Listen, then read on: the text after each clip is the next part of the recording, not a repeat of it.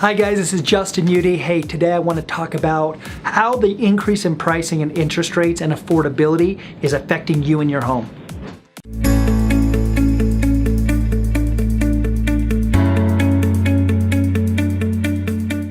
A lot of people have been really concerned and been asking about what is the market going to do and where are we going. Here's the facts. The market is growing, the prices are going up, and in fact what we're oftentimes seeing is not only are we seeing prices go up, but we're seeing interest rates go up. So what does that do? It creates an issue where somebody that could afford a home, for example, at $1,500 a month is now having to pay $1,700 or $1,800 a month, not just because rates went up, but also because the value of that home went up. So the biggest challenge is people are running into an issue of like, how does this affect me and my home? Couple things to consider. Right now in today's market, you are finding a couple differences compared to last year.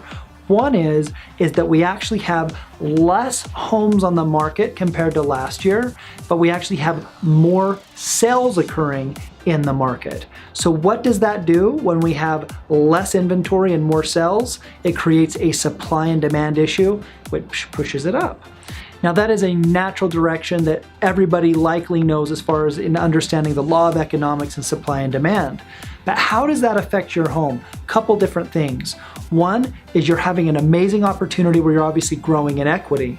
Two, if you're considering a move-up type property, you've created a portion of equity over time where it's not only the purchase price and the equity created, but since you've lived in that home long enough, now all of a sudden you've been paying it down, paying it down, paying it down. So you've been paying the dividends, you've been paying the price. So you have all of this amount of equity, not only market equity, but basically elbow grease equity, the work that you put in every day to make that payment every month, and you're able to parlay or transfer that money into a either property that makes a better fit, or essentially we refer to it sometimes as a move-up property.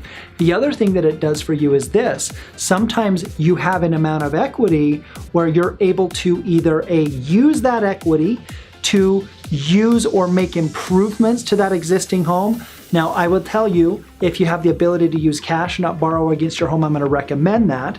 But if you are saying, I don't want to move, I love this area, but there's things I want to do, you can utilize some of that. Again, it's called a home equity line of credit. It's for home equity, for home growth, for highest and best use, for your ability for you to make your home a better place for you and your family.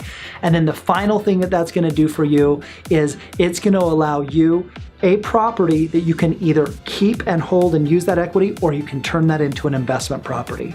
If this is a first-time home that you've created a number of equity, and let's say that payment, so for example, a property that we have that my wife and I, one of the first homes is the payment's $1,400 a month, and leases on that $2,200 a month, right? That is an amazing source that choosing to keep that property and having a income stream coming off of that creates part of a portfolio for future growth. So just consider when you have a market where there is changes and an issue with affordability, affordability unfortunately creates people that do want to buy and want to get going, but sometimes it pushes people to the market to continue to rent.